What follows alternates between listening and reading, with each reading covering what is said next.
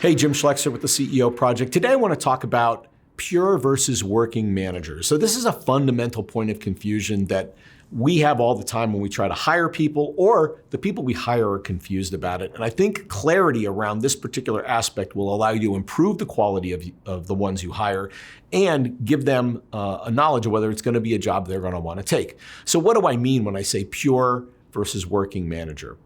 Well, a pure manager, it's a little bit of a theoretical construct because it doesn't exist in very many places except in large companies. And these are people that actually do zero individual contributor role. In other words, they almost never do real work themselves. They always do work through people, leading teams, putting people in charge of things, holding them accountable. That's management and it has absolute value. But the idea that they don't actually own any projects themselves is what makes them a pure manager.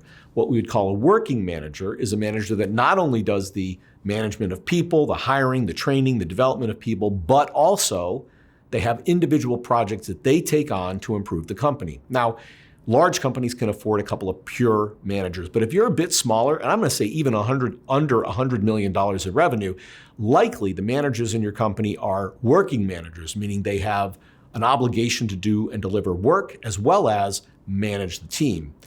Example here would be a sales manager that has a sales quota at the same time. So yes, you have to manage and lead the team. You also have to go generate revenue on your own.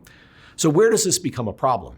This becomes a problem in hiring, particularly as a smaller company when we hire somebody from a larger company, because they might be, if you're not careful, they might be accustomed to being a pure manager, meaning no individual contributor obligations.